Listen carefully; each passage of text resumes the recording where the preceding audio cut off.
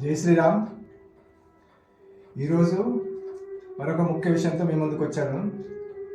నా యొక్క నినాదం ఏంటంటే, ఇంటికి ఈశాన్యం, మనిషికి మరో ప్రాణం. ఈశాన్య దోషం కనుక ఎంత తీవ్రమైనదో ఈరోజు చెప్పబోతున్నాను. వినండి. నేను మీకు లాస్ట్లో చివరిలో వీడియోలో చూపిస్తాను. ఆ ఇంటి యొక్క ప్లాన్ ఇది. తూర్పు ఈస్ట్ రోడ్డు, తూర్పులో రోడ్డు ఉంది. రోడ్లోంచి లోపల రావడానికి గేటు. తూర్పులో ఒక 4 ఫీట్ల ఖాళీ స్థలం ఉంది. ఓకే, బాగానే ఉంది. ఇది ఒక రేకుల ఇల్లు. ఇందులో ఒక 2 పిల్లలు, భార్యాభర్తలు, ఒక కుటుంబం ఉన్నది. దీంట్లో కొనుక్కొని వచ్చారు. దీంట్లో ఈ లోపలికి వచ్చిన తర్వాత ఇక్కడ ఒక సింహద్వారం ఉంది. ఇది కిచెను, ఇది హాలు, ఇది ఒక బెడ్రూమ్, ఇది ఒక బెడ్రూమ్, బాత్రూమ్ ఇలా ఉంది. రౌండ్ చూడండి. ఇది పశ్చిమంలో నైబర్స్ ఇల్లు లాస్ట్ బార్డర్లో కట్టారు. దక్షిణము లాస్ట్ బార్డర్లో కట్టారు. ఉత్తరము ఇక్కడ వరకు నుంచి ఇక్కడ వరకు మాత్రమే చివరి బార్డర్ వరకు కట్టారు. ఇది ఓపెన్ టు స్కై. ఇది ఓపెన్ ప్లేస్, ఇది ఓపెన్ ప్లేసు, ఇది ఓపెన్ ప్లేస్. ఓపెన్, ఇది కూడా ఓపెన్. ఇక్కడ జరిగిన దోషం చూడండి.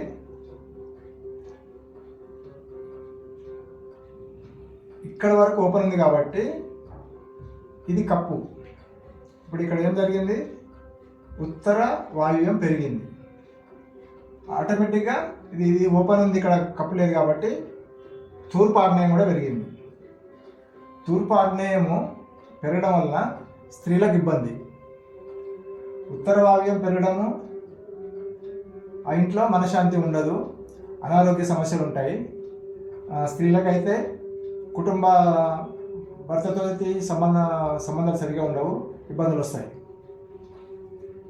సో ఉత్తర వాయువ్యం పెరిగింది, తూర్పు ఆగ్నేయం పెరిగింది. ఆటోమేటిక్గా ఏం జరిగింది? ఈశాన్యం కట్ అయిపోయింది.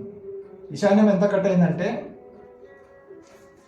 ఇక్కడ నుంచి ఇక్కడికి 13 అడుగుల మేర ఈశాన్యం కట్ అయింది. ఇది 6 అడుగుల వెడల్పుతోటి 13 అడుగుల పొడవుతోటి ఈశాన్యం కట్ అయింది. ఇక్కడ జరిగింది చూడండి. ఈ ఇంటి యొక్క దంపతుల యొక్క కుమారుడు సిఏ చేస్తున్నాడు. అంటే దాదాపుగా ఒక 20 సంవత్సరాల వయసు అతనిది. విహారయాత్రకని బయటికి వెళ్ళడం మూలంగా అతను జరిగింది ఏమంటే అక్కడే చనిపోవడం జరిగింది. ఈ యొక్క ఈశాన్య దోషం వలన మాత్రమే అతను చనిపోవడం జరిగింది. నా పరిశోధనలో తేలిన విషయం ఇది. రెండవది, ఉత్తర వాయువ్యం పెరిగింది, తూర్పు ఆగ్నేయం పెరిగింది. దీనివల్ల ఏం జరిగింది? అతనికి ఒక కూతురు కూడా ఉంది. ఆ కూతురికి పెళ్లి చేశాడు, కానీ భర్త దురలవాట్ల వలన వేరుగా ఉండడం జరిగింది. అంటే ఆ కుటుంబంలో 2 పిల్లలు ఉంటే ఒక్క జీవితం కూడా సరిగా లేదు. అంటే ఇంట్లో ఉన్న వాళ్ళందరికీ సుఖ సంతోషాలు లేవు. అందరికీ మానసిక శారీరక ఇబ్బందులే. ఆ ఇంటికి దిక్కైనటువంటి కొడుకు చనిపోవడం జరిగింది. చివరిగా ఉన్న ఒక కూతురు కూడా ఆమె వివాహం కాస్త బలైపోయింది.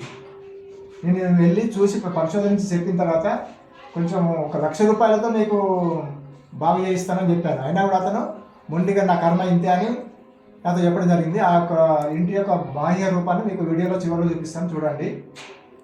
జై శ్రీరామ్.